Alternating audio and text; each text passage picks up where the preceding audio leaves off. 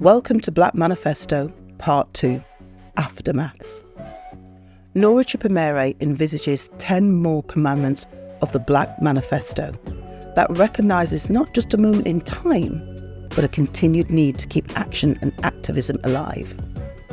In this podcast, hosted by myself, Pawlet Brookes, and created by Serendipity Institute for Black Arts and Heritage, Black women from around the world respond to Nora's provocations, addressing how we shape a new world in which Black women are seen and heard.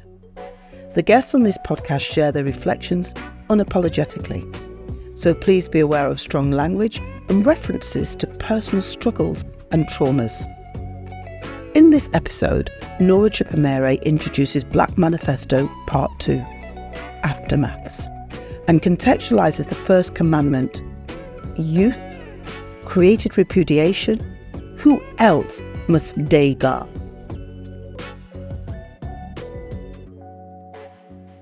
The Black Manifesto, Part 2, Aftermaths.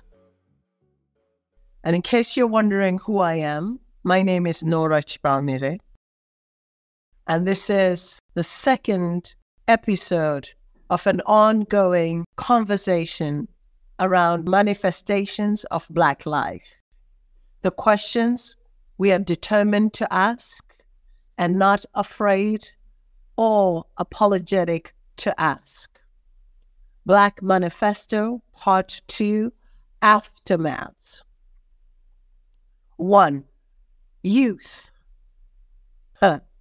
Creative repudiation. Come on, who else must DEGAGE? 2. Elders. My beloved elders. Wisdom which you hold is nothing unless you share. What is the Black Creative Elder Group doing to nurture emerging knowledge industries? 3. Black theory is action. When was the last time you did, made, lived? 4. On care. Self-care or pure rampant narcissism? 5.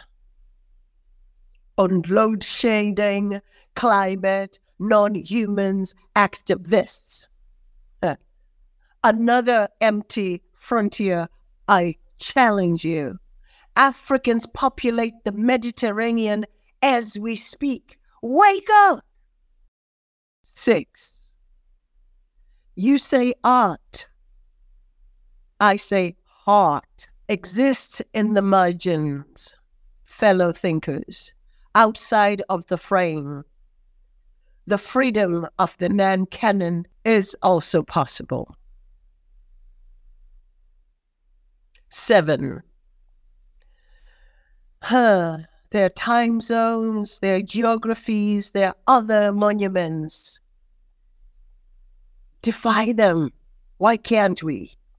Let's defy them. 8. The more things change, the more they stay the same. Touché. 9. The future is the present, friends. Don't sleep on Africa. Fucking touché. 10. Raging Black knowledge. Does anyone give up? Fill in the blank. In the age of TikTok, X, Instagram, and what's not, does anybody give up? Wonderful, thank you. I'm going to kick straight off and go straight into some questions, Nora.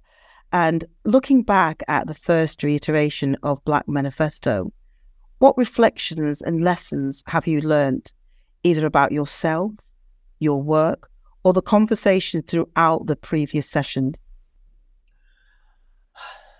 I continue to learn, and I've learned from the last iteration, from the first iteration, that I need you my friend. I need you, my friends. Pawlet plus others. There are many Pawlets out there. I need you. I need to be walking in step with you, to be breathing with you, to be constantly in touch, because in the years since we did the first manifesto, life has gotten more violent, the urgency to live more insistent, but one understands as one gets older, as I am getting older, that the struggle cannot be done alone. These are the lessons that I learn every day. The loneliness of the revolution, and one cannot be alone in this. One has to walk with kinfolk, and particularly womenfolk. I think Black women remain my pillar of support. It's a lesson I learn every day. So aftermath implies the immediate consequences of life-changing, particularly negative events. We're living in a time of many aftermaths. How do we define the word in terms of the Black Manifesto and the current state of Black art? Wow. I would say we've been living in many aftermaths, whether it's the 1442 aftermath, the 1884 aftermath, the 1980 aftermath for Zimbabweans, the 1989 aftermath for the world, the 2011, aftermath, the current return to warring states aftermath. Our lives are in constant danger. So the aesthetics of instability is the aftermath that I want to hold and lean into. There is so much instability, whilst at the same time, we are allowed to maybe enjoy a snatch moments of lucidity, of togetherness, of brilliance, maybe even of genius. But there are so many aftermaths. I think the aftermath for Black life, which is to say African life, is a constant state of instability, a constant state of instability. And our ability to find balance in instability is one of those aftermaths. There is a darkness to it, but there is also a quest, as I say, to snatch joy from the jaws of the dark side. Okay, so just following on from that, when we last spoke as well, you also discussed the importance of creating safe spaces for Black women to feel loved and protected. And I've since created Nahira Hub. Can you tell us more about the cultural spaces and the vision for this program? Yes, and thank you for conjuring up Nahira Hub, which is almost a 2-year-old going into a 3rd-year-old idea manifestation in Harare. It is a very small space in which we welcome 2 resident artists per year. By that, I mean people who can stay in the house, share the house with me, and investigate, research, delve into why make art. And also at the same time, enjoy the produce that we grow in the garden, and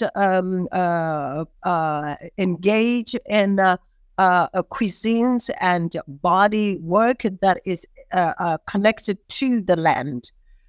So it's not a grand idea of, save the land. It's really we grow our own food and we go from the garden to the table. So those are the artists we dare to invite to the hub, because living there means also working, taking a garden too, and working and also going out into rural areas, researching, thinking very deeply, using the open garden yard, as the studio, There is no interior studio space. There's this open space.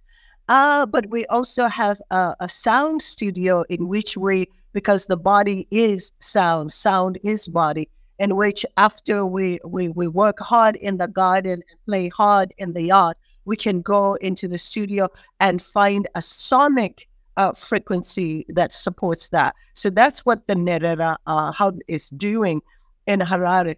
But I didn't arrive at this just on my own, at this space on my own. I've also been watching you, Pawlet, and the work you do with Less Dense Frontiers, which is a hub also for women created by a Black woman, which resonates a great deal with, of course, women, but with others. Like when you save women, you save everybody. And so this saving of women, this saving of others, this growing in the garden. My mum always brought us up, if you grow it, you'll eat it. There's all these philosophies, but how? Because you've been cultivating this safe space for others. What safe space have you cultivated for yourself? And this is such an important question, because most of us who find ourselves in positions of leadership sacrifice ourselves. We sacrifice ourselves. And more, it's a real struggle for me. How do I save myself from constant daily annihilation? I've become the white person. I've become the white man because I have the ability to create the space. So therefore, the target is on my forehead. So what safe space I am creating for myself is to find, again, kinfolk. I can only say kinfolk. I was at Raw Materials in Dakar last year, and I found kinfolk like you. In Senegal, Raw Materials is a place that was created by Koyoko, who's now the director of Zeitz Mocha in Cape Town. And the space continues to run, even she's not there. It's run by strong, intelligent women. So by safe space for me is, what other intelligent being is there that I can be in a continued conversation with, and to hold those conversations regularly, and not to sleep on the friendship. So this is my creation of the safe space. I cannot take it for granted that, I think Pawlet is busy. Let me not stay in touch. Let me once in a while reach out and say, hello, are you there? So that we can keep this frequency, this connection together. So my hope is to always be the one who maintains the friendships, and not necessarily think, they will get in touch with me. What am I doing? So this is what I ask. What am I doing to keep the friendships alive? Which is to say, to keep the safe space for myself alive. I need intelligent being to support me when I feel weak, which is often when I have doubt, when I am scared. How am I going to raise the money to pay for this and this and that? How am I going to create the new work? Is this going to be intellectually challenging enough? Who do I speak to? Who can tell me the truth? Oh, I think you could do better. Oh, we have you. If you ever need a space to just breathe and sit in the sun, come here. That's how I'm creating the safe space for myself. I think that's extremely powerful and really, really important, and something that we need to understand is, how do we build that? So when you think about following on from the pandemic, and we're seeing a cultural shift where the youth are beginning to reject institutional power on a regional, national and international level, how can we inspire them, emerging voices, to use their creativity to keep up the momentum of activism? Because that's what you're talking about. So how do we encourage that? But we will let them know we're here for them. They have to know we're here for them. They are not alone. Youth is full of hubris. It's true, because we too were young. we did not think we needed anyone. And lo and behold, it's like, oh, you look around and you're the only one left there. Everybody has run away, scatter, scatter.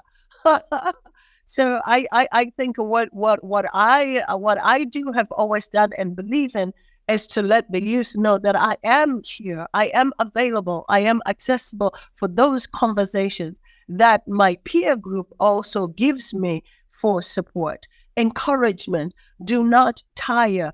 Yes, you know, it's not easy, but do not tire, do not surrender. And it is true that whatever we're fighting is not always visible. But we continue to fight anyway, and work together. That's my desire, and part of why Nora Hub is there.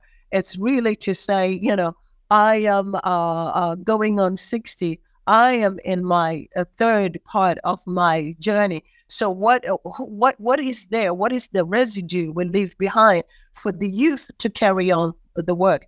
You know, this evidence, proof of life that was lived, is part of what we give the youth, so they can see the example, the precedence. It was done. So we must write the books. We must create the magazines. We must create the spaces so they can see these spaces, these books, these texts, these thinkings, these ideas are there. This is also another way to walk with them, to walk with the youth. So in some ways, you're sort of addressing what I'm going to ask next, which is looking at the concept of refusal and disengagement. It can be easy for us to be disillusioned, to lose sight of the goals when they lack direction. But how can intergenerational conversations help to guide these new generations? But Pawlet, you know, as Black people, the intergenerational conversation has been part of our strengths always. That has always existed. Most of us have grown up in households where we had our grandmother and the grandkids, nieces and nephews with the parents. And so the intergenerational conversation is not something new to Black family or to Black life. The thing is to continue to harvest that space that we have. We don't need to imagine it because, you know, we have it. Most Black families have it. And to the extent that applications, digital applications such as WhatsApp and all this internet allow us greater and more varied, nuanced conversations, we are able to communicate slightly stronger, faster, better than perhaps I was, 50 years ago, because these applications, these digital applications were not available to us. So I think, you know, part of the answer rests in these materials that are now available to communicate, communicate better, faster, stronger. We can send attachments, links of reading materials that augment, expand a conversation beyond what we can have right now. It's like, well, now this is the bibliography, you can follow through and read. And we can do that because of the digital platforms that exist. And I think young people are have such dexterity with these materials. Of course, they can be abused, but that's, you know, anything can be abused. But I just want to underscore that, you know, I'm an auntie. I am in conversation. I provoke conversation with my nieces and nephews. Talk to me. What are you thinking about? I engage with my elders to keep the circulation of, youth, elders, in-betweens. My own team, the youngest is 19, the oldest is 65. Yeah. So given that age range, given all of the sort of the heaviness of some of the issues and the things that we've talked about, in the first manifesto, we asked you to tell us something that you were excited about. So can you tell me something you're excited about this time around? I'm always excited about the potential of human creativity. I really remain. I'm working on Dumbledore right now. It's a work that will be shorter than the opera I was working on the last time we talked. It's a shorter piece. It takes place in a shebeen. I'm excited about exploiting these kind of underground cultish kind of spaces called shebeens that are very township-oriented spaces where, all educations of manner, all knowledges of all manners, both secular and non-secular, both profane and not, were being passed around while beer was being served, etc. A very urban space where I think for me is the beginning of an urban academy and urban university. So I'm very, very excited in thinking through this locality, this location, which is a double entendre because in the townships are called locations. So, and this location of a shebeen located in the township.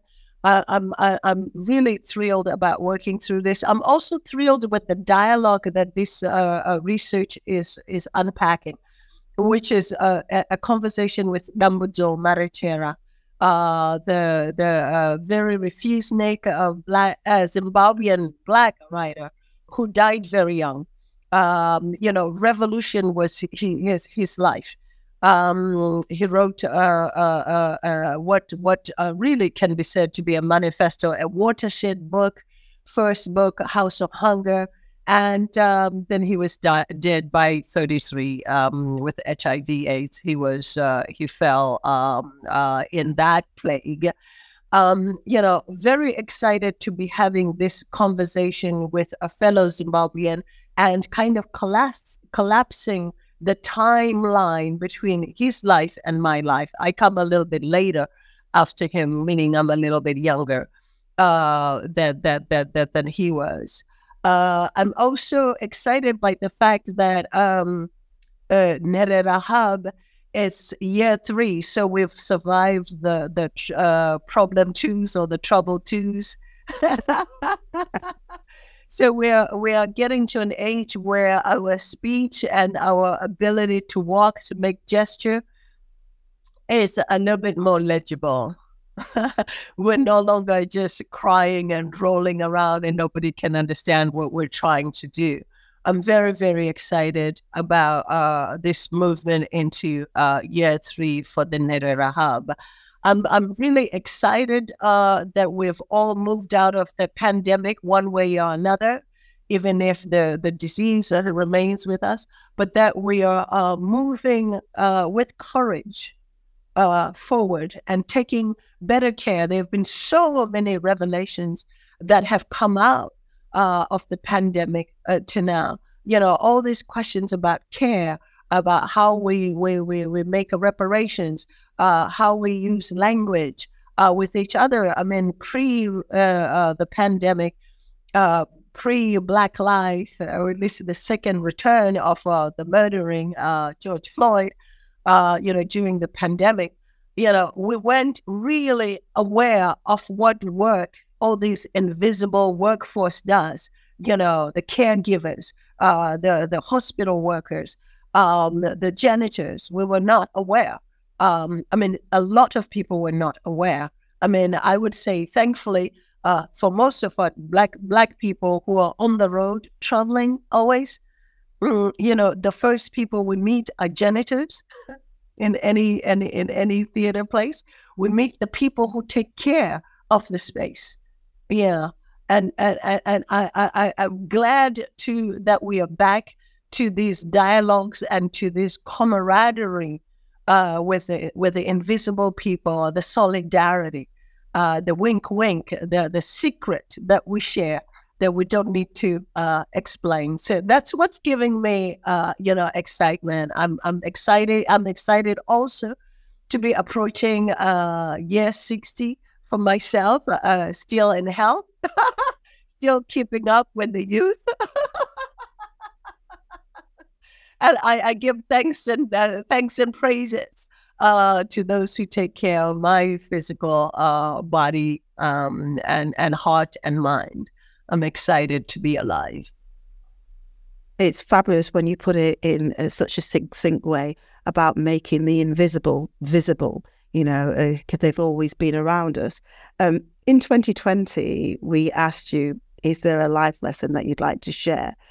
And you sort of kicked it off with saying, that you was born in 1965, the year Rhodesia declared independence, and then talked about the regard of the female, and that the female is the equivalent of a cow, and the value of the female is equivalent to the cow. And if your cow is not productive, etc., etc.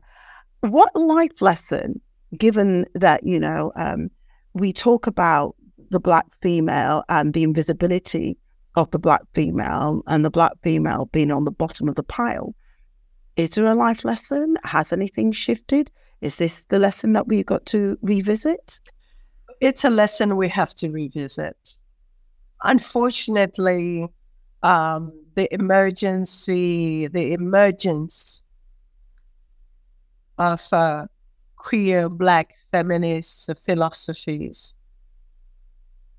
completely is a usurpation, a stealing from what our grandmothers, our mothers, our aunties, ourselves do into the academia, while not giving the space for that Black, productive, creative woman to speak for herself.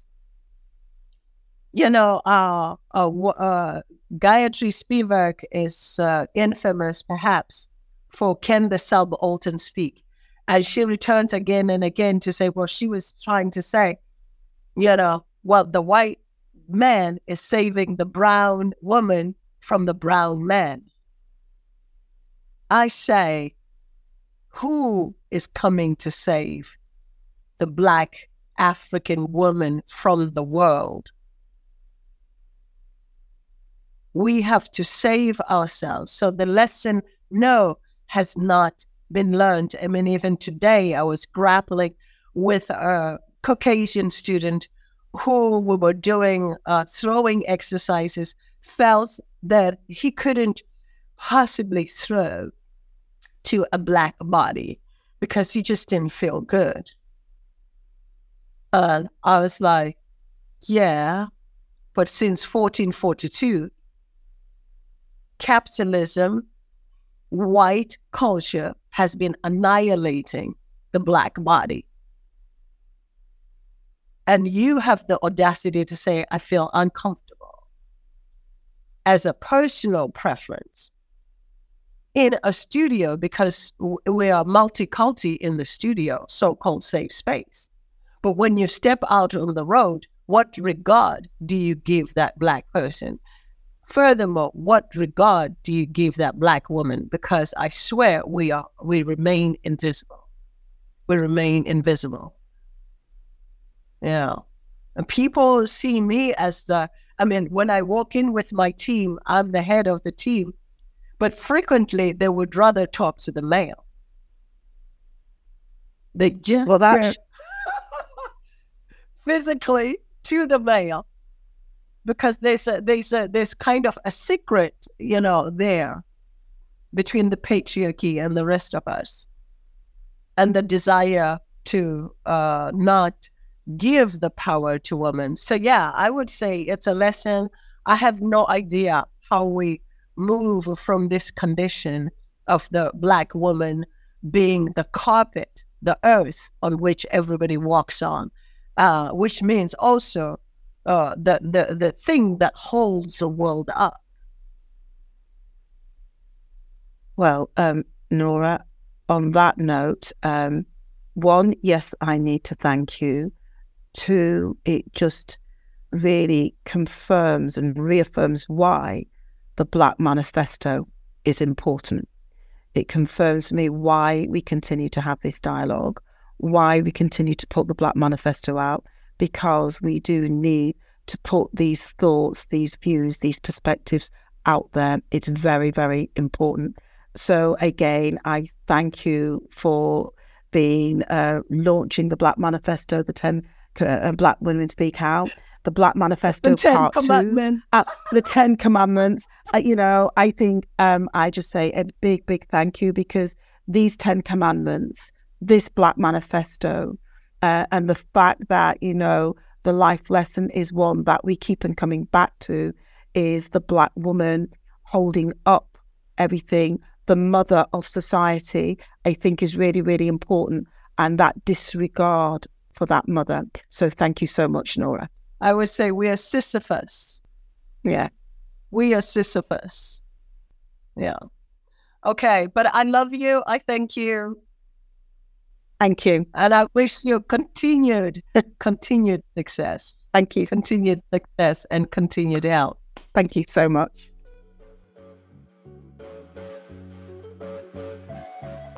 In the next episode, we'll explore the commandments. Elders, wisdom is nothing unless you share. For further information and content to support your own learning, visit www.serendipity-uk.com. Thank you. Thank you for listening. You can read more about the Black Manifesto in Black Ink. Published by Serendipity Institute for Black Arts and Heritage, Black Ink is an annual magazine bringing together artists from across the African Caribbean diaspora and Indigenous communities to discuss Black arts, heritage and cultural politics.